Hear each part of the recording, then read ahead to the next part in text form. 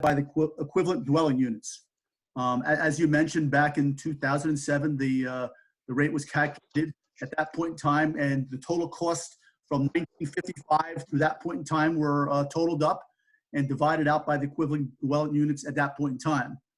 To update it this time around, we went into the township records to get all the capital costs that were spent from 2007 through the end of 2018, and we came up with a total net cost of $32,936,121.53, approximately $9 million more than it was the previous time. The equivalent dwelling units was calculated by the township's engineer. They took the water usage from New Jersey American Water. That's the process that took so long, getting all that information from New Jersey Water. They were able to do that. They were able to come up with the equivalent dwelling units of 5,199. If you take that 5,199 divided into the 32 million in capital costs that were incurred, that's how you come up with the 6,335 new charge for sewer connection fees. I think that the township did some research, called around some other towns. This appears to fall somewhat in the middle of where some other places are.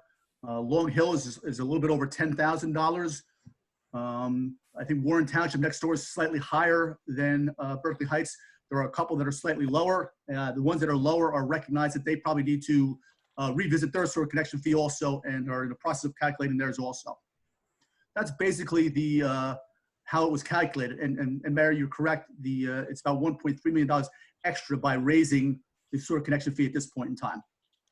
So Bob, and I'm probably asking you a question that's not in your professional background, but just to clarify the equivalent dwelling units, I mean, how is a commercial property different than a residential property, and therefore this isn't impactful to a regular resident of Berkeley Heights?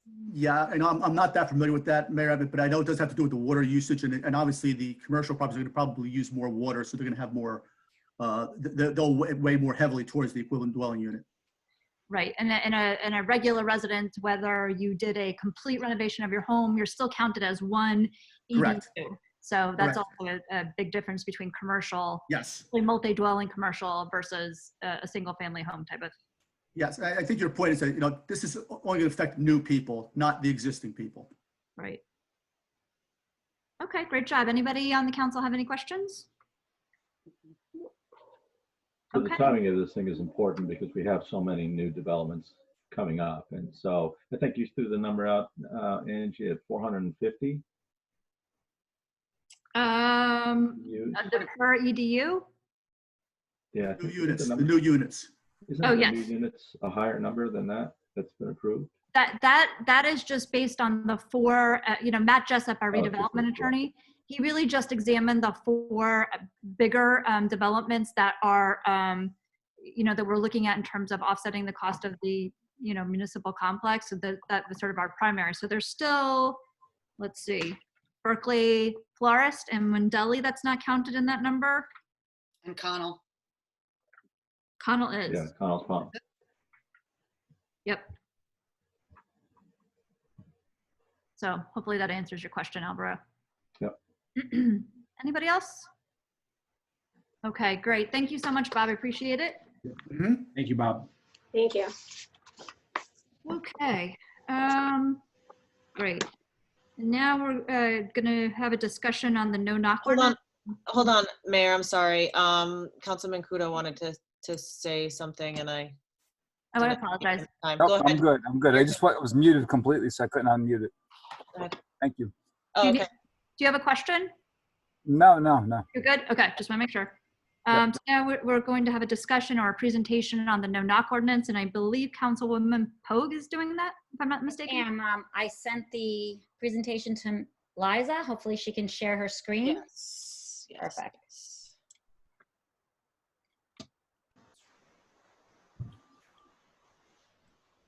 I always hope the technology is going to work. Somehow we lost Guido and Craig. We'll just wing it. Susan, you see it up on your screen? I do not.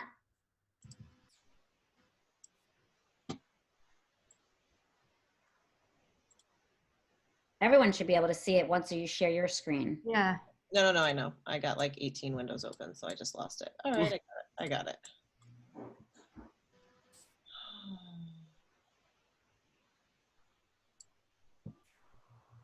Well, while you're finding it, so the discussion on this actually started last year. And Anna's been very instrumental. I'm going to go, can you go to the first frame? Thank you. And if you do want to present, that'd be great. Present Thank you. from Yeah. beginning or presenter view? Either one, as long as you get rid of my, yeah, there we go. Perfect. It's weird now because now all I see is a screen. I don't see anybody else. Okay. So this is an ordinance to amend the township code provisions that regard licenses for peddlers, solicitors, canvassers, and establish what's called a no-knock list. A lot of other towns have what's called a no-knock list. Let me go to the next slide, please. I don't like giving up control. So what's changing?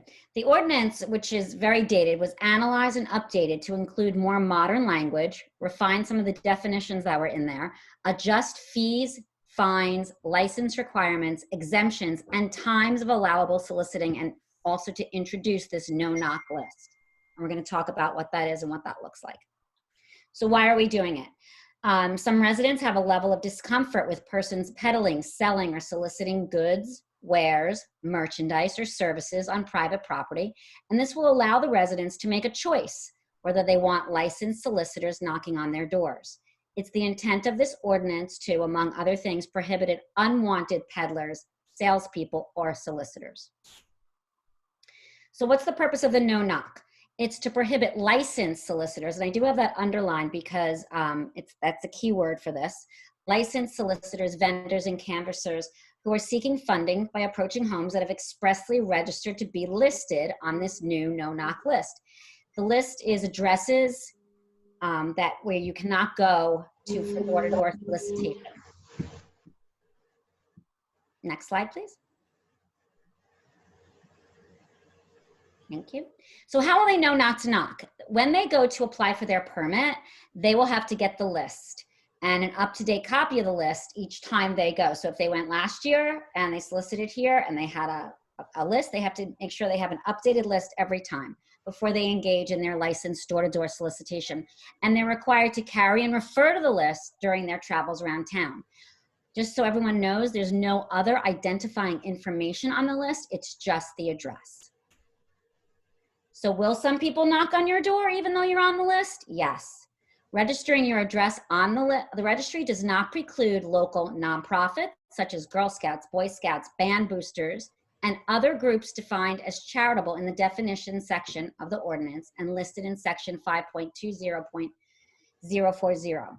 And I have a little asterisk at the bottom. Nonprofits that are not located in or that do not have a substantial membership from within the township are required to be licensed and abide by the no-knock list if they are soliciting donations or contributions.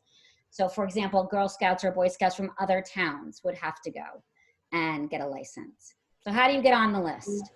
Berkeley Heights' new no-knock ordinance will provide residents the opportunity to prohibit unwanted solicitors, vendors, and peddlers from approaching their homes. You will register in writing to the township clerk. And as a reminder, the United States Constitution protects the rights of religious and nonprofit organizations as well as political campaigns to exercise their First Amendment rights. And therefore, this ordinance is intended not to infringe upon those protected rights. So I'm on the no-knock list. What happens if they knock? The first thing you have to do is report it. Please don't hesitate to bring it to the township's attention. The list has to be enforced. This ordinance is just a useless piece of paper unless the residents report violations. From there, the township will take over enforcement of the law. The violator can be penalized a fine of up to $500. But please note that the no-knock list is intended to serve as a supplement to currently available remedies. The ordinance does not preclude an owner or occupant from filing any other appropriate complaint with the prosecutor, including a complaint for trespass. So if someone has a no trespassing sign on their lawn, that is one avenue that people have so nobody knocks on their door. Next slide, please. What if I change my mind and no longer want to be on the list? If you want to be removed from the list, you just have to notify the clerk in writing, and the clerk will also update the list as properties are sold. And then I have time for any questions. Okay. Council members, would you like to? I have a question on two things, and I apologize. I should have brought this up earlier, but I didn't catch it until today. I can't see anyone. Oh, there we go. Okay. There we go. I'm here. It just a question. It was on number 55.20.170, the new do not knock call list. Yep. And I said, I've heard what you said about the people requesting their names to be removed off the list once they put it on. And from what I just heard, the clerk is responsible for maintaining this list yearly by looking at the sale. I think it's a lot of extra work for the clerk, first off. And number two, the way the ordinance is written on number D, it's number D. It says any person who owns or rents property within a township may register their property to be included on the no-knock list by submitting a written request to township clerk. That's fine. But what bothers me was the name does not come off. And if you have a renter in the house who might be there for a year, unless the town is given a notice that the tenant has moved out, the list is now inaccurate for anyone who's doing work on knocking on doors. I know it's a minor issue. I just want to maybe Craig can change the wording of that slightly. It would have been great. Like we were working on it for 2 days. So No, I know. And I wish Craig was here. Anna and Craig and I worked together on this. Anna, did you want to? Because I don't want to dump it all on Anna. I'm just curious. Yeah, I think it's hard to with as they sell for me to monitor that's a little difficult. And renting, if they're renting, and if the tenant's there for 6 months and then moves out, good amount, right? So we have no idea. Is it attached to? It's just going to be the address and it's hard. It's going to be hard to maintain all the changes, right? I don't necessarily have. Well, that's what this discussion is about. So. Yeah. Right. And I did see, I tried to get it as clean as possible. This is what I hate about Zoom. Let's, Susan, go ahead and make your point. I tried to get this as clean as possible before we brought it up to discussion, but of course you always miss things when you're too close to it sometimes. That's why I apologize for. Right. So, like Gina wanted to make a point, and then yeah, I spent a bunch of time looking at this yesterday, and there are a bunch of towns that have their no-knock registry form required annually. And I think updated annually because the onus is on the resident, and therefore if you're a renter, then it's on you, and the new renter would have to do it, and that takes the onus off the clerk. Yeah. And I did like that a bunch of the towns, the form is right there on, I have one of this is like, Howell Township, but the form is literally right on their website. You click right in, you fill it out, and you submit it. Mm-hmm. And I think that also would be helpful so that Anna isn't whatever we can do to do this like. Yeah, so why don't you send that to me and then, or send it to Craig and to me. Yep. Yeah, I had looked and said, oh, maybe we should do this, the same thing. If you did it every year, it would make it a little less cumbersome for the clerk's office. Take the burden off Anna as much as possible. Right. So I'm glad that you're bringing some of these things up. And then I wasn't sure, are we recommending these stickers, Susan, or we're not recommending? No, we're not recommending stickers. No cost to the township. Good, I like that. Okay. Cost prohibitive, right? Anna, you wanted to make another point? There is a Livingston, which I think Susan looked at. There's Civic Plus, and we could have a form and people could just sign it and it comes straight to us. So it'll be nice. And for people that are not as good with the internet, they could just email or call us. I'm thinking for the elderly, but to have it online will be easy also. Mm-hmm. Civic Plus. Well, in writing means, it could be a letter or it could be. I agree, right. And I'd rather have it in writing. Right, absolutely. Yeah, that was the only question I had, so got that too. So every year it gets updated then?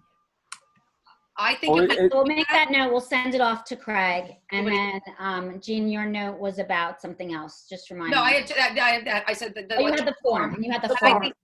Yeah, Civic Plus is easy, and I think the same thing. Like if you do an annual, and then my only other comment was, and again, it's not in your slides, but when we looked at the draft, right now we're proposing a $50 fee, and for the license. Yes. Sorry, on the other side, I'm concerned that that's too low because I think our physical cost to process these things is more than $50. So I Googled a lot of this yesterday just to try to figure out where all the fees are statewide. $50 is on the low side. They go anywhere from $50 up to $500 a year, depending. We used to have a much higher fee, and I did question that, and our fee was too high. But I think $50 is too low. I think we need to figure out between clerk time, legal time, and the police time, what are we spending on this, and make sure we're recouping, because we should not be spending taxpayer dollars to process these applications. No, absolutely not. That fee, I wasn't sure where that fee actually came from, but I know our fee was too high because I questioned Craig about the fee. How much was our fee, Susan? Do you know? The fee, what it was $300, I think it was $350. $350. Or $250 or $350. It was very high. So it came down a lot. So I asked about it, and he said that was more in line with some other things. So before we bring this forward, I think we should do a cost analysis, have somebody look at what it's really costing us between the background checks. Yeah, I agree with that. I mean, I looked at, like, Woodbridge had one that was interesting. They charge a higher fee for the first application, and then it drops down to $50 for each individual person attached to that. So that's like what I was gonna say. Company they charge more to do the first one and do the company background check, and then the $50 must cover the individual person background checks on top of that. Yeah, because this fee that we're charging there, that's per person. So that's a company that has numerous peddlers. That fee applies to each one of the people that knock on the door. Right. So all the employees are charged that. Right. Anna, how many licenses do we grant this year? Well, this year I've gotten a lot. We haven't because of the state of emergency, but we did grant one at the beginning of the year. So there's one that we already did. Like last year then? Last year. Oh, last year, I want to say at least 25. It takes a long, it's a lot of work. Yes, there's that company that had, I think, over 25. I don't even know the number. I have no problem making the fee align with whatever the work is. I mean, that I'm going to say it, be honest with you, that I didn't choose that number. Right. Okay. So I wasn't aware of the amount of work that went into that. Yes. So I think you're right that we have to make the number align with it. Also, just if I can say one thing about the sticker, because we did go back and forth about this. If people if they feel better about putting like an actual visual in, a little window they have by their door or something, we can email them like a downloadable version of a sticker and they can print it out and put it in. Some people might actually want that as an extra deterrent, but that is something free that we can do and still provide them that. And then I have one other question. So, and then the draft might have changed. So I got confused between these drafts, but the draft I had, we had said that the no-knock list will be maintained by the township clerk and made available on the township website. Are we still leaving it on the website in there? Did you have a problem with that before? I would argue we should not put it on the website, because if you're a peddler and you want to get around having to pay us this fee, you can go on and see the list of the people don't want you coming to your door, and then hit the other houses. And if people aren't going to complain about you, you saved yourself a ton of money and time. So I think we're making it easier for the peddlers. Right. So when Craig sent you the ordinance, did you give that information to him, that feedback? I only just thought about it. I literally looked at this today, Susan. Oh, so all right. I said, yeah. So I just, I'm giving you my thoughts live. I can email him if you'd like. And that'd be great. And one more question, and it's I double checked with a few realtor organizations. I'm a licensed real estate agent, just to know, is this going to apply to realtors also? Because there's nothing in there at all. Do realtors go door to door canvassing? Not for canvassing, but some way the ordinance is written, if I want to put a door hanger. Yeah, they leave material usually. Yeah, and I don't some realtors go out and put door hangers on doors. Sometimes they put newsletters there. Sometimes they go canvassing once they have an open house in the area. They knock on a couple of doors in the area. Mm-hmm. There's no exemption or breakdown of what a realtor. They're not exempt. The way the ordinance is written, they're not exempt. Yeah, that's I'd like to.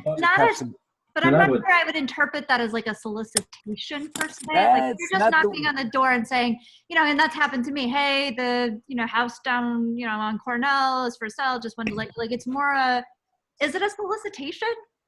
Well, they- maybe not knocking on doors, but as far as Solicitation leaving for calendars. funding, but it's a solicitation for business, which in the, in the bigger picture could be money. So that's a gray area. That's a gray area, I think. Yeah, so Are maybe there something like that A gets lot of looked gray at. areas. other towns that require licenses for real estate agents? Certain other towns do for knocking on doors. And by the way, I did check with several realtor organizations today. Because it's a fee and not a no knock 100%, they're not really going against it because not many realtors do knock on doors. But I spoke to a few realtors, and a few realtors are still knocking on doors and leaving door hangers on houses. So as they walk the streets, they might just get bored and walk a block, 2 blocks, 3 blocks. There's no number of here what exactly is a solicitation. So if I walk one block, it's a It is solicitation. described in the definitions. What a I solicitation think the definitions are good. Yeah, for how many does it Define the mention? I didn't see that then. I apologize. I didn't see that. Then you then. would not be exempt. If Yeah. it's not, yes, you would not be exempt. So I just wonder what the value to the realtor is of somebody who doesn't want to have their door knocked on.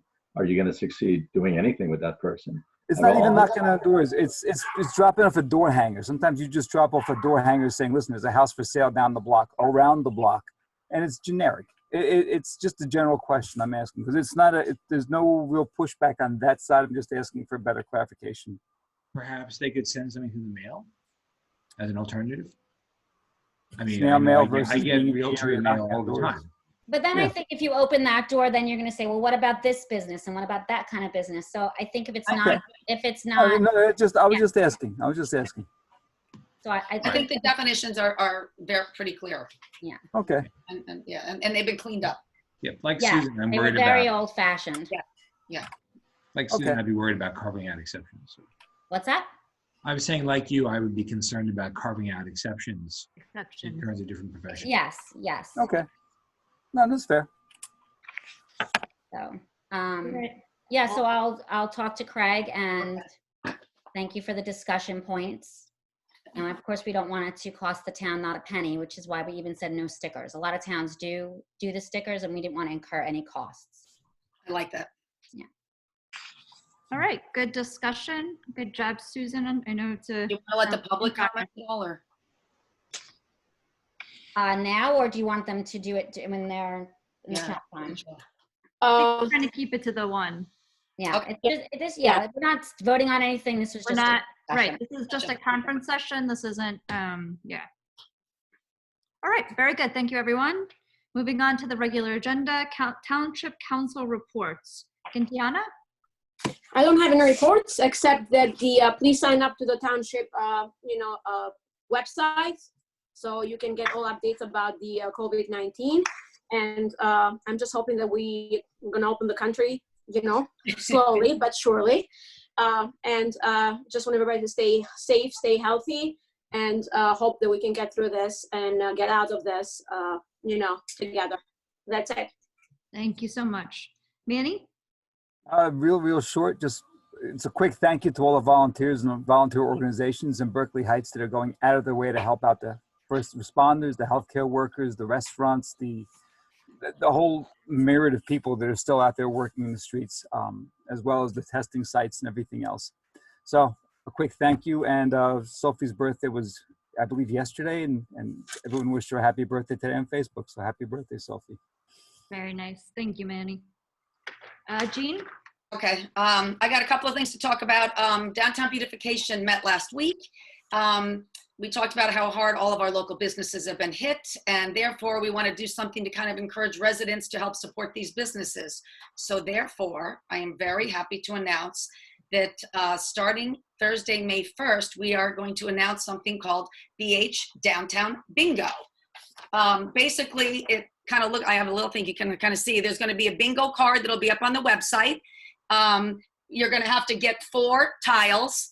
And you can do the tiles in various ways, right? It's going to run from Thursday, May 1st for 10 days to May 10th. You can go to the township website and you can download the bingo cards and the rules and complete them. In order to complete the tiles, you just have to take a picture of the receipt if you purchased a gift card, or a picture of whatever the activity is. and then send it in to us to the DBC email address. And at the end of the 10 days, we will pull 3 of the bingo submissions, and they will win actually prizes to the local business of their choice. So, and there's fun things on there, you know, purchase gift cards, take a class, write reviews, take a photo with the sign, go to Veterans Park, write a letter to a senior. There's a lot of different ways that people can do things to get out, have fun, and support our local businesses. So stay tuned. It should be up on the website tomorrow, and you can get ready to enjoy the sunshine, hopefully starting with May, and play a little bingo. This would be fun. Yeah, I think it should be fun. Adopt a sign. We are reaching out to all of the marvelous volunteers that adopted those signs last year. They did, as we know, a fantastic job of washing and decorating and making the signs look festive. We're hoping that most of our volunteers want to volunteer again, but if anybody's out there and didn't have a sign that they owned last year and wants to sign up for a sign, they can reach out directly to me or Manny or to the DBC at vhtwp.com. Fill a basket. Normally at this time, you know, of the year, we are going after soliciting our local businesses to help fund the beautiful hanging flower baskets that line Springfield Avenue.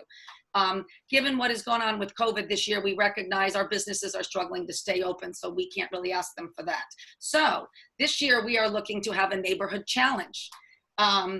So if you have a neighborhood organization, whether informally or formally, if you're a book club or if you're a block party or whatever, we are hoping that we can get your neighborhood to adopt a hanging flower basket for the year. And again, we're going to reach out to as many neighborhood organizations as we all know about, but any neighborhood that wants in, you can either email me or Manny or DBC at VHTWP. And let's show some love for our downtown stores and our residents this year and make sure we still have a beautifully aligned Springfield Avenue. Okay, commuter task force. The commuter survey was a big success. We had over 450 people respond.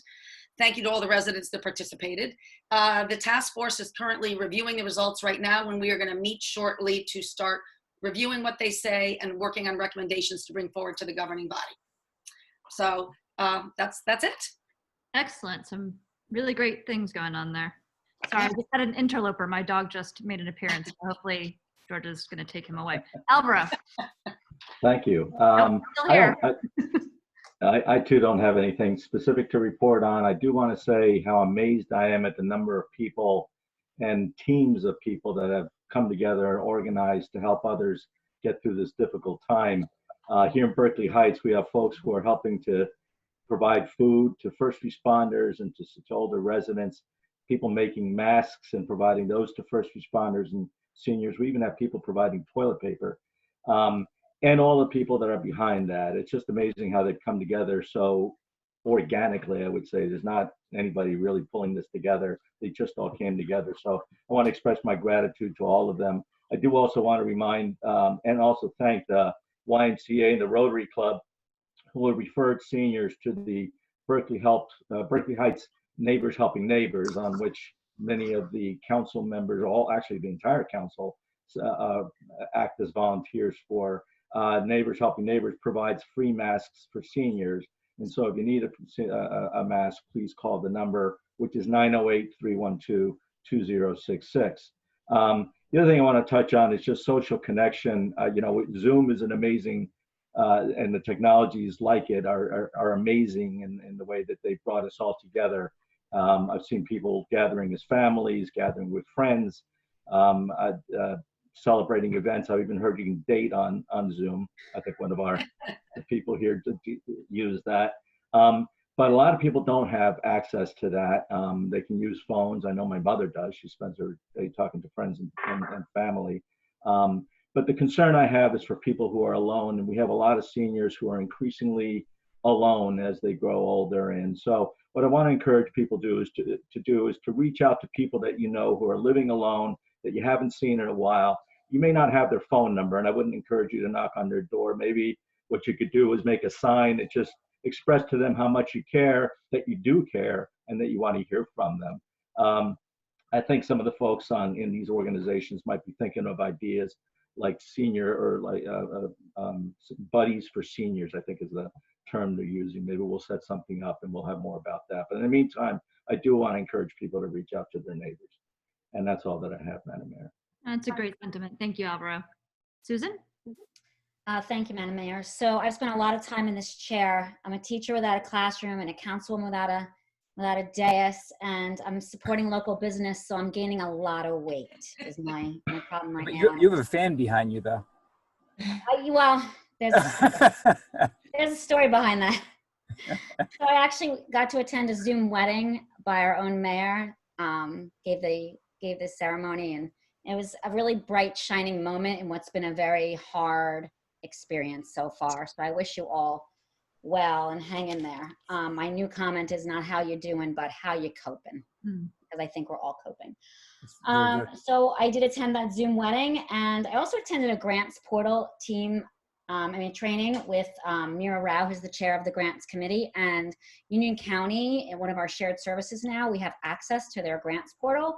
So what their group does is this Millennium Strategies, and what they do is they do all the heavy lifting and do the researching of all the grants. So once we go into the portal, we can, it's so easy now, instead of henpecking like a straw or a needle through a haystack, it's so easy to find grant opportunities now. So we just had that training last week.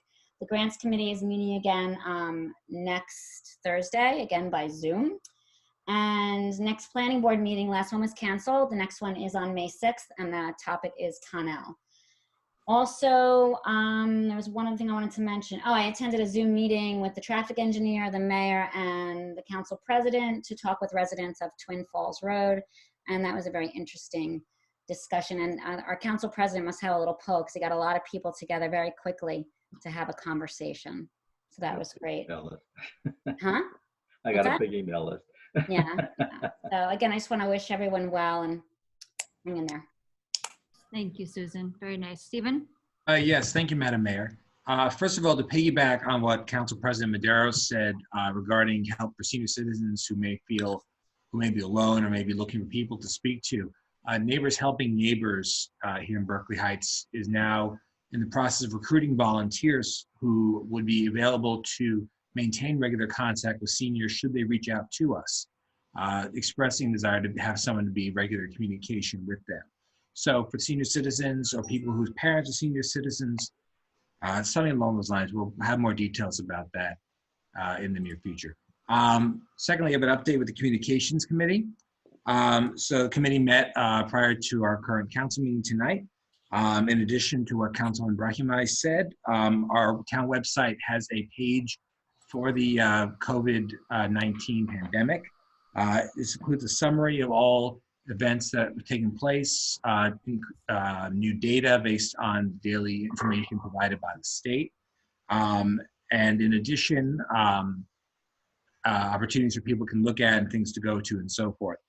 In addition, our town newsletters are going out more frequently, and we're keeping residents informed. More and more residents have been signing up to that. This is in addition to the wonderful updates that are done daily by Liza as the administrator in conjunction with Pam Yass as the chair of the committee. And I think that, I just wanted to give a happy birthday shout out to Liza, whose birthday was at the end of last week. I want to thank her again for being such a wonderful friend, and more importantly, as a great person helping in our town over the last year and a half. So I want to thank Liza very much for that. That concludes my report. Very nice. Thank you. Administration reports, mayor's report. I continue to participate in our daily COVID county state calls, which help to provide guidance on recently issued executive orders. Case in point, what happened today, which we'll discuss later. Clarification on questions that may arise, as well as tracking the numbers, including new cases, deaths, hospitalizations, admissions, and discharges. I also do a weekly call with the governor's office on early Sunday evenings. As you heard earlier, for almost a year, we've been attempting to track down the data from the water company and working with our professionals. Our sewer connection fee ordinance will be on the agenda for consideration by the governing body this evening. This is an important fiscal tool for the township, as we have many redevelopment projects coming online. And again, as you probably have heard me say several times recently, we need the township to emerge strong from with various forms of revenue when we get through this. Last week, I also joined a number of mayors in a bipartisan letter to federal government leadership, Pelosi, McConnell et al., to plea for assistance in the next round, which I believe is going to be CARES 4 for small towns. These are municipalities under 50,000 people. I also drafted a second letter that spoke to the specific hardship that Berkeley Heights is facing in light of the global pandemic. I was super excited when I was running up Snyder Avenue this morning to see the work going on at the traffic light. I think everybody in town is grateful to see this come to fruition. I don't know that this is going to happen tonight, but I just wanted to thank Mayor Cohen for his help with Boxcar and something that I think we're going to have a presentation on related to groceries and a really innovative idea. He spent a lot of time researching it, so I just at least want to give him a shout out. I personally had an eye-opening experience volunteering at the COVID testing site at Keene University. For anyone who doesn't think that this war is not real, let me assure you it is. I want to thank all the volunteers and county staff that make that site run. It is amazing. And especially for the Berkeley Heights people that are showing up, like Father Andy, who I think is there almost on a daily basis, and a number of our school nurses. The Economic Development Committee, we're trying to schedule a Zoom in the next week to sort of figure out how we strategize on how to emerge from this. I just want to take a moment to talk specifically to the council. I know, Susan, you've been working on your ordinance. Every one of you have been doing various things behind the scenes to keep government running. I think that, you know, from the day that we had our first case, I feel like Liza and I have been hitting the ground at 1,000,000 miles an hour, and we don't always get the chance to just stop and say thank you. Jean, to you in particular, I know you have taken the budget and you have ran with it, and you've got us to the point that we need to be. And I haven't had a chance to say thank you, but I know what you did, and so I want to take that moment to publicly say that. So again, to our staff, Anna, Barbara, Everett, Eugenia, all of you, it has not been easy, and we don't just, Liza and I don't always get a moment to say, we appreciate you guys so much. And without this, as a team, we could never be getting through it the way we are. So thank you to you all. That concludes my report. Liza. Okay, yes, so the light, construction is starting on the light. The light itself at Snyder and Locust won't be installed for about 3 weeks. They're doing all the concrete work and prep work. And just as a reminder, that light, thankfully, is being paid for by Garden Homes, which is the developer of the 55 and over community built at 100 Locust as part of the 2017 redevelopment agreement. So that could have cost us about $250,000. So that's great that was included in there. I think we need to have a little ribbon cutting or something over there once it's open. There's no cars on the road, but we'll have a light. Redevelopment, we're really trying to get all the other redevelopment projects going that are currently under contract. You know, this is a time that the township is desperately in need of revenue, so we're trying to keep them on track. Road projects, we're looking to apply for the next round of infrastructure grants. NJ Department of Transportation recently announced the 2021 grant solicitations for municipal aid, bikeways, safe routes to transit, and transit village. Also on that note, we finished the road projects up in the Briarwood area and Princeton and Rutgers. We do still have some little touch-ups to do and curbing and some punch list items. So if there are little things that are still not completed on your road, they will be completed. Spring chipping is now in section 3. It's going to be in section 4 beginning May 4th. All of the schedules and the what to do and what not to do is on our website. Residents need to have their branches out on the first day of the scheduled week for your pickup, please. Bulk pickup, which you're going to be doing shortly. I don't want to preempt that, but everybody's been waiting. It should start May 4th, so you have some time to get your stuff out. All the great stuff we have on our website in terms of not only COVID updates, but we have a lot of people still calling to ask about recycling schedules and spring chipping and a lot of other regular township business as to dates and operations. All of this is always available on our website, and you know the communications committee has it set up so we send alerts out as soon as we update the website. So if you go to berkeleyheights.gov/sign up, you can sign up for all the updates there. They come right to your phone and you just click on it in a text. You don't have to do the work to go look up for the information yourself. So please go sign up. Swift 911, this is a new police platform where you can sign up for emergency alerts and phone calls and major township news. You can go to the police page of our website for that, but for all regular daily news, our township website is still the main source. 2020census.gov, please go there and take the census if you haven't done it yet. And let me just say, we have the highest self-reporting rate in Union County. So, woo! Yes. I think we're up to about 80% now, and it literally takes like 5 minutes. So, and that's, oh, recycling. Recycling still, schedule is as usual. If you ever have a question, please, again, download the Recycle Coach app from the county, and that will always tell you if there's a schedule change. It'll come up as an alert. And that's all I have. Okay. Very good. All right, so then I move that all Township Council reports be accepted and approved. Seconded? Any discussion? Roll call, please. Mrs. Brahimai, Yes. Mr. Kudo, Yes. Mrs. Kingsley, Yep. Mr. Maderos, Yes. Mrs. Pogue, Yes. Mr. Yellen. Yes. All right, so next I will move the approval of the minutes for public hearing on January 2nd. I move that the minutes of the regular meeting of the Township Council held on January 2nd, 2020, as distributed, be accepted and approved. Second. Any discussion? Roll call. Mrs. Brahimai, Yes. Mr. Kudo, Yes. Mrs. Kingsley, Yes. Mr. Maderos, Yes. Mrs. Pogue, Yes. Mr. Yellen. Yes. And I would like to move to open the hearing on agenda items and the citizens hearing.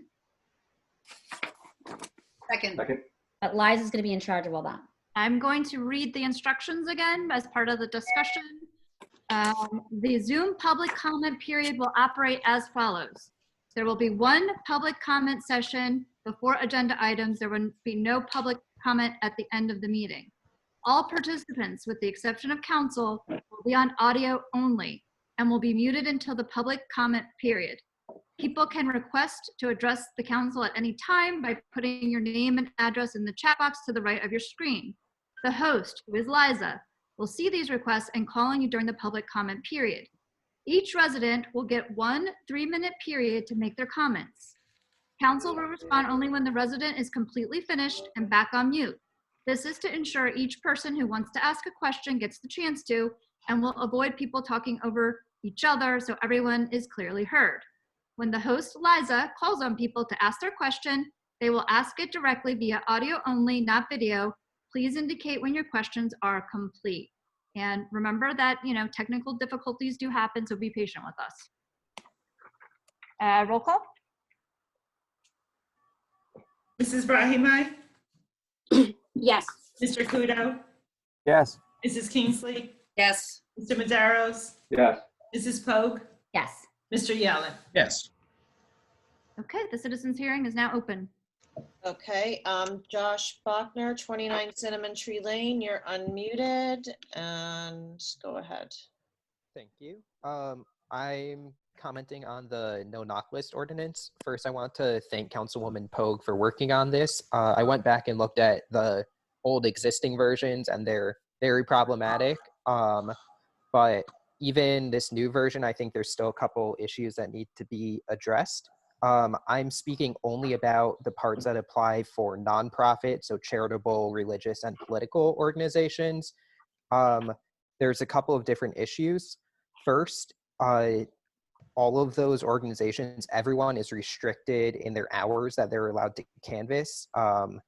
And for example, ends at half hour after sunset, but the courts have repeatedly struck that down. And instead, the time that the courts have found appropriate is generally 9 a.m. to 9 p.m. every day of the week, so no different hours on Sunday. In addition, there's currently different rules applied to nonprofits based on whether they are soliciting contributions. However, there again, the courts have found that that is unconstitutional. The restrictions can't depend on whether a nonprofit canvasser plans to participate in fundraising, because that's a form of constitutionally protected speech. And then also there's the portion, first of all, I think if that's addressed, then my next comment will be moot. But there's a portion that states about how if an organization is located in or has a substantial membership from Berkeley Heights, then it seems like it would be allowed to solicit contributions without a license. However, I don't see that being constitutional either, because, for example, if there's an organization that currently does not have any members in Berkeley Heights but wishes to recruit members in Berkeley Heights by going canvassing, that would certainly also be a protected action. And if you're interested, the court case that's most relevant would be New Jersey Environmental Fund versus Wayne Township. It has basically deals with a very similar ordinance. So I thank you again for taking this on, and I hope that we can make the appropriate changes to move forward with it. And if you have any questions for me about that, I'm happy to answer them. If not, then I'm... Wait, I'm sorry. Is that complete your comment or question? Okay, thank you, Josh. Susan, would you like to comment? Yeah, so Josh, thank you so much. And I'm going to tell you, I'm not great at hearing things. I need to see them in writing. So I would love for you to send your notes to my email. Is that possible? Yes, I can do that. I mean, for sure. I took some notes, but you're a bit of a fast talker like I am. And, you know, the processing didn't go through tonight, I guess. So just if you would send me your notes to the email, that'd be great. Okay, I will. Thanks. Thank you so much. Okay, we have Tom Majewski, 40 Ralph Place. Tom, I think your iPhone too. Yes. Okay, all right, you're on. Can you hear me? Yes, yes. Okay, I'm asking a question about Murphy's announcement today that they're allowing municipalities the option of extending the grace period for May property taxes payments. I wrote a letter to the council and mayor, I guess about a month and a half ago, requesting this specifically. And I also wrote at the same time a letter to the governor asking for him to take this initiative. I'm not sure, you know, obviously if this, you know, that had any impact towards it, but I definitely want to speak in favor of it. We definitely need to allow the residents another month, you know, leniency, I guess, with the tax payments. And I would like to say that, you know, that we need to move forward with this. And we have I think with the petition that I sent, we had, you know, well over hundreds of people signing it. So the township definitely stands behind this as well. Does that conclude your question or comments? Yes. Okay. We have had a discussion about this, and I think that I speak for everyone in saying that this executive order came out and we worked very hard to get a resolution done. We understand that there are many people who just need this extension. So it will be on the agenda as number 5. We just didn't have time given from the time that this was announced, the executive order was signed, and getting that resolution on the agenda. So we will read it into the record. Okay. Oops, sorry. Okay. Okay, now we have Charlie Pratt, 45 Park Ave. Charlie, hold on 1 second. The unmute is, okay, go ahead. Okay, simple comments. It's about the no-knock. There's 2 options as far as the maintenance goes. A lot of things like to roll downhill and land dead center of Anna's desk. And there's probably an easy way to do the no-knock list as far as the maintenance goes. Simply, you can do it like dog license, renew annually. As of December the 31st, the old list goes in the trash can. You want to renew, sign back up. The other thing you could do if you want a perpetual list, if you have a way to do, however you're going to record this, if you have a way to get an export in Excel, it's real simple to do. You just run the Excel spreadsheet through the NCOA, the National Change of Address. So when somebody moves, unless Chief DePasquale moves you through his team, then your address would stay the same. You just wouldn't be there anymore. But if you're going to move, you let the post office know to forward the address. They register you on the national list. So, for example, Mayor, I think at one point when George was the Union County manager, I think he was working with the newsletter. So he would be kind of familiar with what I'm talking about. That when you have this list, what couple thousand names or whatever, you run it through the NCOA list and it immediately detects who's moved and kicks them out of the list. It'll tell you who is not in the place they were the last time that list was run. So you have 2 options. You can either renew it annually and just call it a day, or you can somehow get it run through the NCOA list, and that'll right there, that just kicks out whoever moved in a matter of minutes. That's the end of my comment. Thank you, Charlie. I will check in with George and see what he knows about that list. As long as he doesn't come downstairs right now with the dog. Okay, we have Dave Cohen, 182 Dogwood. Hold on. Okay, Dave, you're unmuted. Thank you. Well, hopefully this is a little bit of a lighter topic. Probably the number one anxiety item for people after toilet paper is, where do I get my groceries? And as you've been reading, one of the harder things was obviously meats, fish, but produce and vegetables. And I don't know how many of you saw recently, it was on the news, it was on TV. There's a wholesale produce company that's been family owned for decades. You probably all passed it a million times on Route 78 in Hillside, Gargiulo Produce. And sure enough, they started a system of having produce, dairy, and vegetable boxes, and allowing customers to call up and order whether they wanted a specialty box or an a la carte box. And the old saying, Cohen's and food perfect together. We had to try that. And so sure enough, I tried it. And too bad it's not a video presentation, because I would show you sitting here with 5 pounds of green seedless grapes, what it looks like. Liza, can you put them on video? Right? I was like, It's really been interesting to do. It's been a great thing. I think it's great to support a local Union County business. And as I got researching it more, then you may have seen some towns started offering delivery boxes, and wondering why were they offering, how are they offering delivery of the boxes? And an app called Boxcar, which actually is the app that lets you use them to get train station spots or other spots when you're looking for when parking. And obviously they don't have much business right now, given that there's people driving. Started being the delivery vehicle for this. So the closest towns, Cranford, Madison, other local towns have been doing it. What they do is have a set day. Now, this is all run by the app. It's no hands-on, no one else, the town doesn't have to run it, doesn't have to collect money.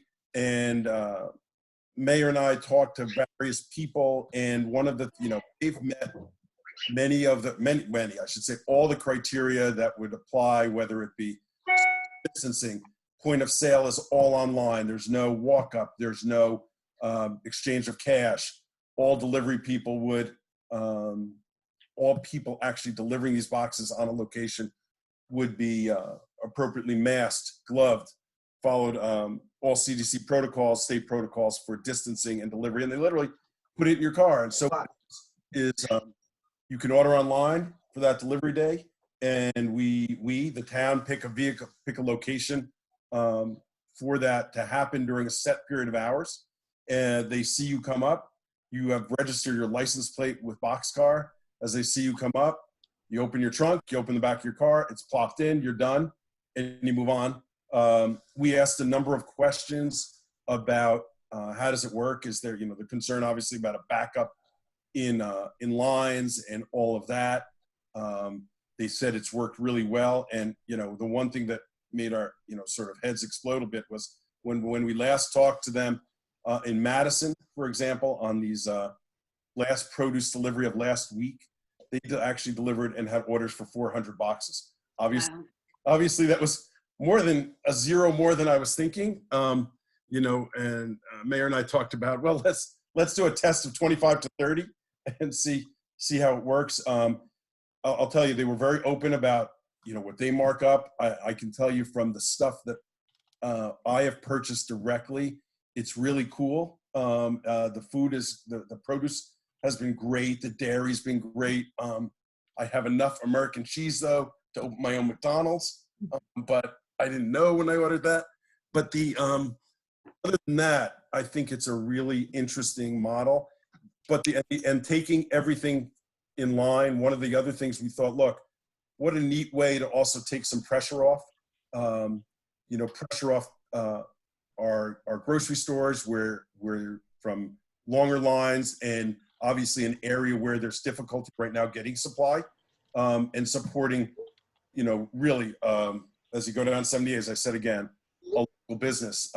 We've talked about, and one thing Mayor and I talked about was, how it would get done, and that it doesn't, it really doesn't require any, this is not something Township's taking money, profiting on, off of, or involved in any way. So I think it's a really neat app. I know the mayor checked with OEM in other towns about what they thought about it. And obviously some of the items we sketched out would be, obviously they would have to comply with any directives of our OEM or public safety officials. They'd have to wear appropriate insignia. We'd have to know when they're coming, and clean up and set up would be full their responsibility. So I think it's a real neat idea. It seems to have worked in all these other towns, and and it's a way to get a business, some business who has mainly been a wholesaler all their lives. All right, excellent. And I know that I did check with Chief DePasquale the day that we talked, Boxcar had just delivered to Madison 400 boxes, and the chief called over to the Madison Police Department and spoke to a number of people over the course of a few days, and they were raving about it. They really haven't seen any issues or problems. So, I think Ann and I were discussing this, and I think we might need a resolution. So we'll have to sort of work that out for the next meeting and figure out what we need from Craig. So we'll take it from there. So, but thank you for all your hard work. You should have been sorry for pushing you into citizens hearing. It should have been a conference session item, but we didn't have time to pull that together. But the problem is if we need a resolution, we're going to lose time, a lot of time, and is there anything we can do? I mean, this is. Let me bounce it off of Craig. I mean, Ann and I were just having a quick conversation right before the township meeting on how to handle this the right way. Cranford passed a resolution. If they're using, for example, the train parking lot, which would be an ideal spot because there's an ingress and egress, there's nobody there right now. You can really socially distance. It really makes a lot of sense to do it there. That is township property. What do we need to do in terms of liability insurance? Do we need that resolution? So, Mayor, if that's an issue, maybe we could talk to Connell and use their parking lot since they have no employees working, and put it. I just think right now is the crunch of food and whatever to hold it up for 2.5 weeks. We got to find another way. Either that or have a special meeting. Yeah, I'm also concerned about what does it do to the business in town? Like bringing. I mean, I'm aware of the shortages of certain items, but I think most of the supermarkets are actually stocking up. And I don't know about the farmers market coming up right now in May. So as far as the date and everything, that's something that needs to be factored in into this if we decide to do something like that. I think we have a farmers market here in Berkeley Heights, do we? No. We don't. No, what I'm saying is like that there's going to be farmers markets, the people, like the demand, in other words, kind of like supporting the smaller businesses around here, if they want to participate, I guess. I mean, I don't know where Boxcar delivers from. I mean, what the companies they work with. So that's that's what I'm saying. Like, I don't know whether they would pick up from Stop and Shop or somewhere else. Like, I'm concerned that they're going to bring items from other areas that our businesses are going to be affected. So Mayor, just one point I'll give you just to answer that was, they come from, this is just from one supplier, from Gargiulo Produce Wholesaler in Hillside, in Union County. Okay. I would only offer one last piece, Mayor, to Jean's point, is that I'll give you the power under MCA. I think you have the executive authority, probably to EO it, unlike Cranford, which is a township committee. That's a good point. That's coming from a former mayor who would know. sorry, you know better. Can't forget. You have more experience than I do. Sorry. Okay, we have Richard Matula. Right, thank you. Keep going. 5 Hastings. Hold on, Richard. I think he's Richard's iPad. Okay, Mr. Matula, you're good to go. Good to start. Okay, I'm commenting on the no-knock ordinance, and I'm very concerned, and I see a degradation of property rights involved there. Under 5.2.170 is the heading of the no-knock list. Subheadings A and E have the wording, quote, owner or occupant, unquote, while D has, quote, owns or rents. Note that the concepts in A and E are different from D. Why? Should they all be owner? The connector between the two concepts, namely the conjunction or, indicates that the concepts on either side are conceptually equal. Who properly should have control over property? Owner, renter, occupant. All three are listed. By equating these three, the concept of owner is degraded. By the way, while any law should be easily understood, a question not even addressed is how the ordinance would handle a simple case of joint owners, where there is a disagreement about going on the no-knock list. An important job of government, and I might add its agents, elected officials, and legal representatives, is to recognize and uphold property rights. By equating the three concepts above, this is not being done. This is a degradation of property rights, and one could even say it's an attack on property rights. I do not see that my property rights are being recognized, respected, and protected. In addition to this, with no evidence presented of how many have, quote, a level of discomfort, and I think we're owed that. What is the data? How many? And why that would justify government intrusion, I have to reject that argument. I am very capable of opening my door, or if I do, of saying, quote, thank you, but no thanks, and closing the door, which I have done many times. There's times when I've opened it and spoken with people.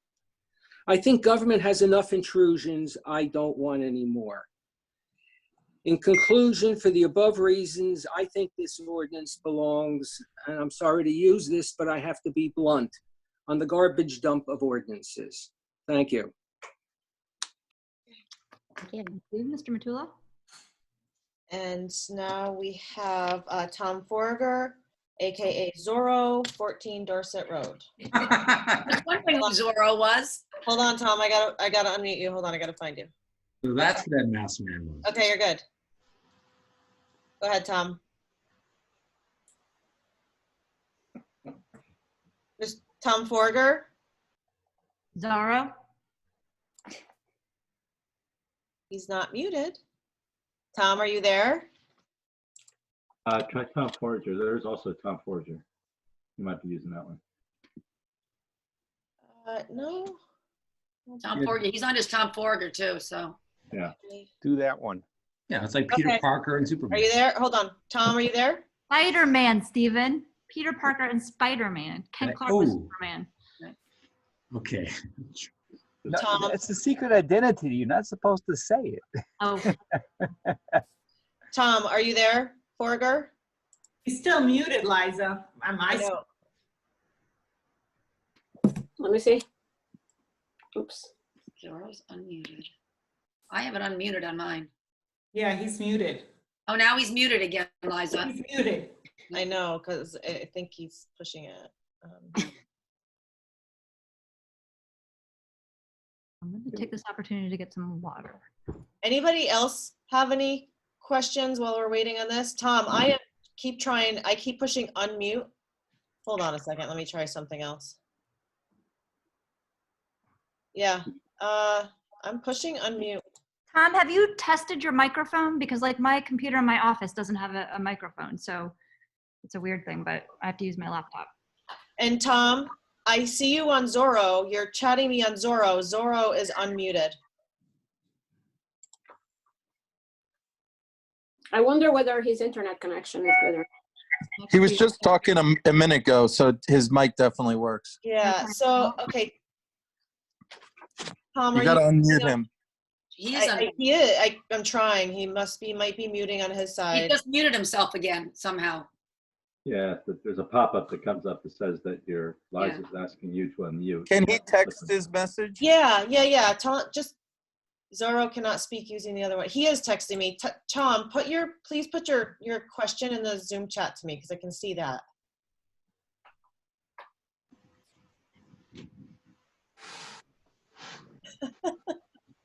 I mute.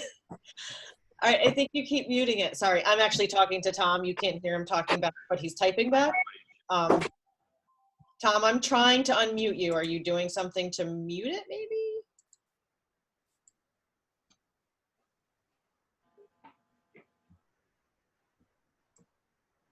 Ah, there. Can you hear me? Yes, yes, go. Finally. Okay, good. Let's hope this Better be works. good. Oh, it'll be the best. It'll be great. It'll be the best. All right, I want to support what Josh said about the ordinance. There's a lot of problems with it, and I want to support what Richard Mantula said about property rights.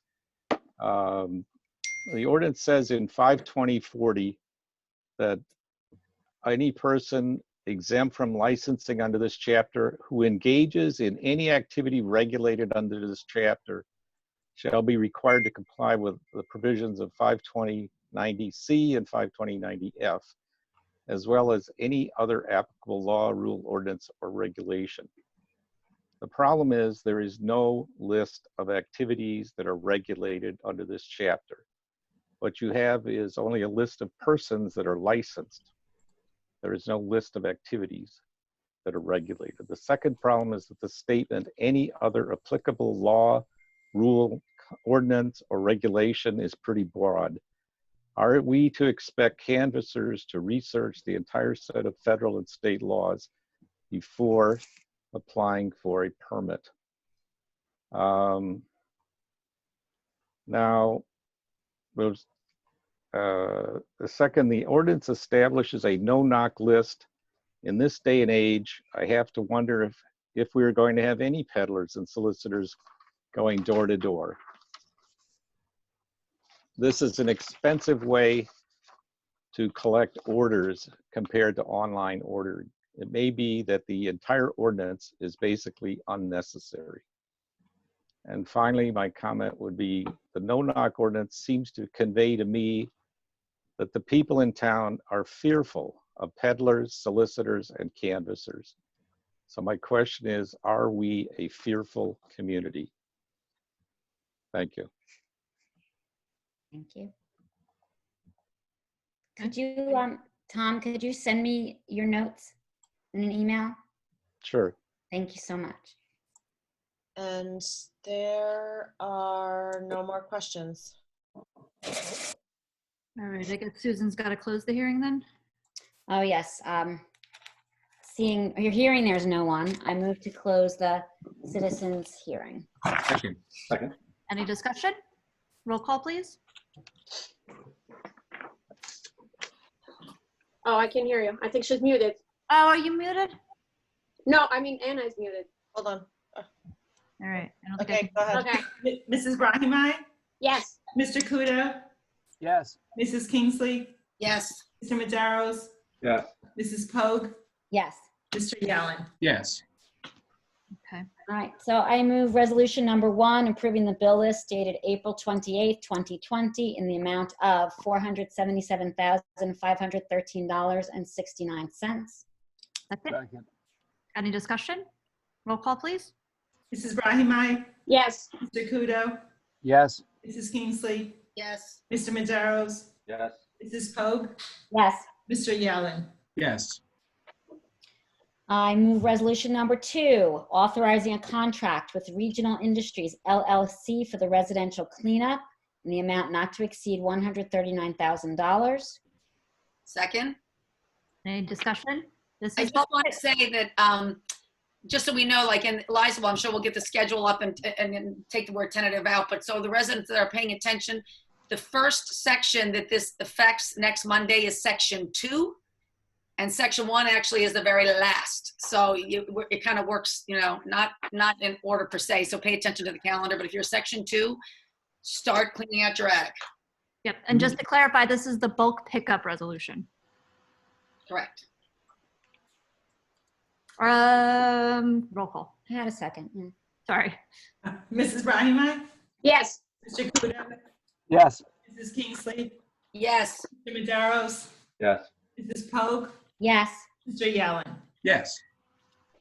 I move resolution number 3, authorizing the tax assessor and the tax appeal attorney to file a counterclaim regarding block 4301, lot 1.02, which is 100 Connell Drive, block 4102, lot 1, which is 300/400 Connell Drive, block 4301, lot, is that right? Yes, 1011, which is 200 Connell Drive, and block 4501, lot 25, which is 50 Connell Drive. Seconded. Any discussion? Roll call. Mrs. Brahimai? Yes. Mr. Kudo? Yes. Mrs. Kingsley? Yes. Mr. Maderos? Yes. Mrs. Pogue? Yes. Mr. Yellen? Yes. I move resolution 4, authorizing a contract with DeBlock Environmental Services, LLC, for the provision of an on-call licensed operator, S4, services for the township's wastewater treatment plant in an amount not to exceed $65,000 for a term to expire on July 20th, 2020. Second. Liza, do you want to just give a quick overview? Yeah, good idea.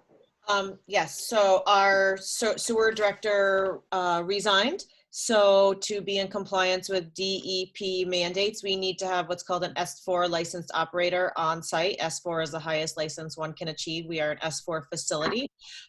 So while we are searching for not only a qualified S4 to come and be our permanent replacement, it also has to be one that fits well with our team and lives within like a certain 65-mile or so radius to be able to be called in during emergencies and whatnot. So this is an environmental firm who is coming in temporarily as the S4 license on site to head up the department. And they're also working with our current backup operator, who is the same backup operator that we've had working under our former sewer director, who knows the plant very well. So they're working together. Great. Thank you, Liza. Roll call, please. Mrs. Brahimai? Yes. Mr. Kudo? Yes. Mrs. Kingsley? Yes. Mr. Maderos? Yes. Mrs. Pogue? Yes. Mr. Yellen? Yes.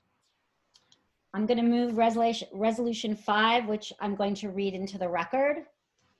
Whereas pursuant to NJSA 54:4-66A, second quarter property taxes for property located in the Township of Berkeley Heights Township are currently due on May 1st, 2020, subject to the 10-day grace period previously afforded in accordance with the Township Council's resolution adopted on January 2nd, 2020.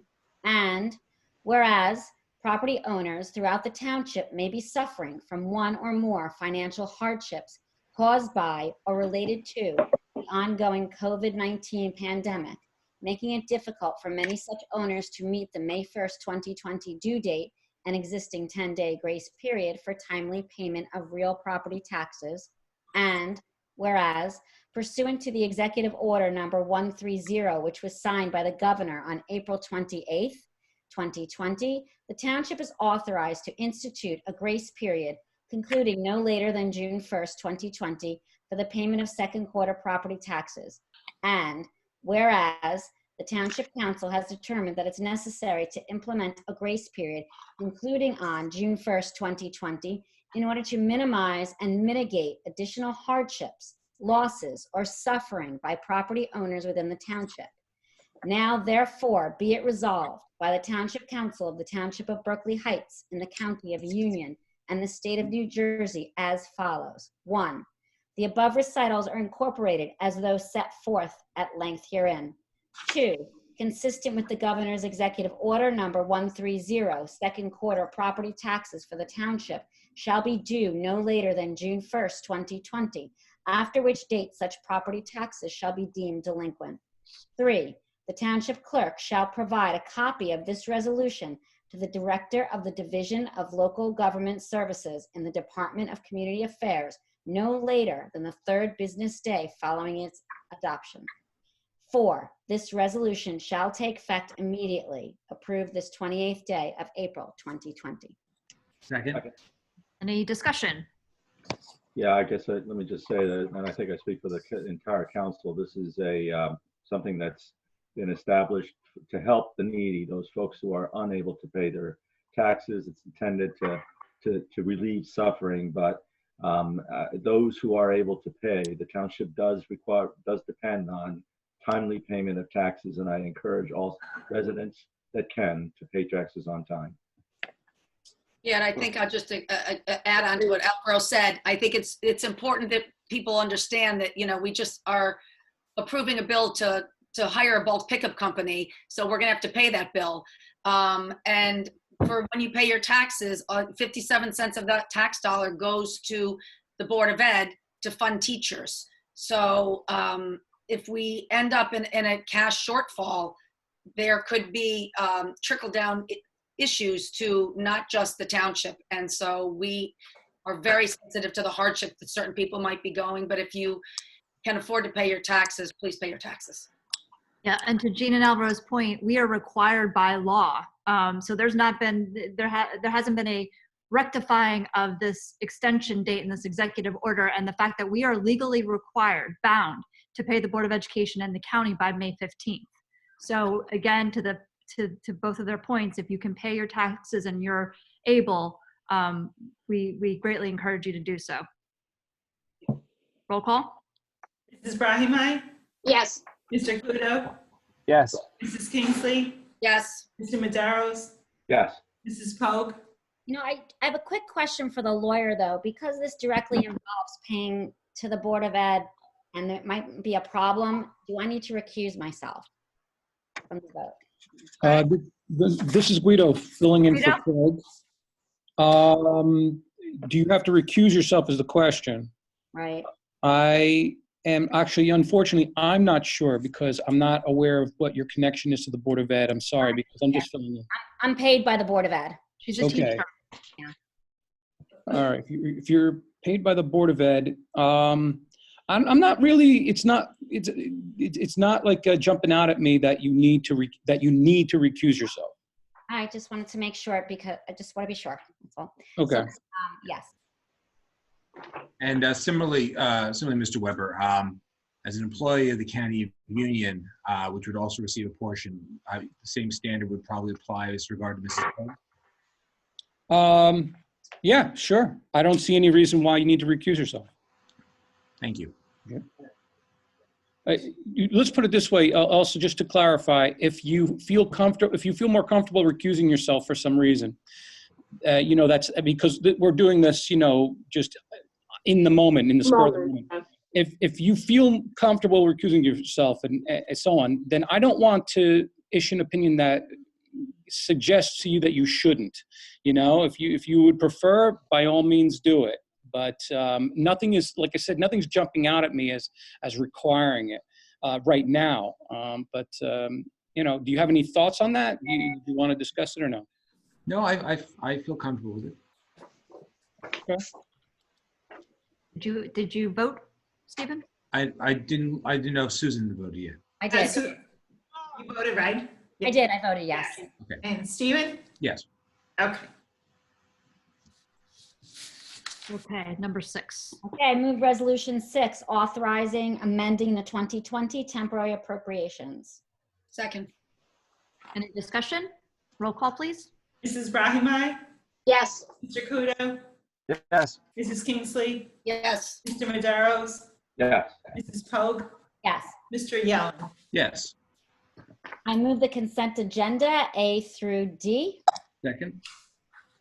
Any discussion? I just want to say there's one young man on this list, Michael Caprio, who just came back and gave service to his country. So I'm sure that all 4 of these young men are outstanding, but I happen to know that he's a veteran and thank him for his service. Roll call. Mrs. Brahimai? Yes. Mr. Kudo? Yes. Mrs. Kingsley? Yes. Mr. Maderos? Yes. Mrs. Pogue? Yes. Mr. Yellen? Yes. Anna, would you read the ordinance, please? An ordinance of the Township of Berkeley Heights, County of Union, State of New Jersey, amending Title 13 Public Services at Chapter 13.12 Sewer Service System. I move to open the public hearing. Oh, no, we can't do that. No, Did. we're just intro. This is the introduction. Yeah. The brand new ordinance. Well, it's here it says final. Oh, sorry. You know what? It's been a long computer Zoom day for me. Too many Zooms. Yeah, I apologize. I move that the ordinance as read by the clerk be offered on first reading and that May 12th, 2020 be set as the date for public hearing and the clerk be directed to advertise same in Courier News. Second. Any discussion? Roll call. Mrs. Brahimai? Yes. Mr. Kudo? Yes. Mrs. Kingsley? Yes. Mr. Maderos? Yes. Mrs. Pogue? Yes. Mr. Yellen? Yes. May I have a motion to adjourn? I'll motion to adjourn. All in Second. favor? Aye. Aye. All right, guys. I'll see some of you tomorrow. Yep. Have a great night, everybody. Thank you. Everybody be safe out there. Thanks, everybody.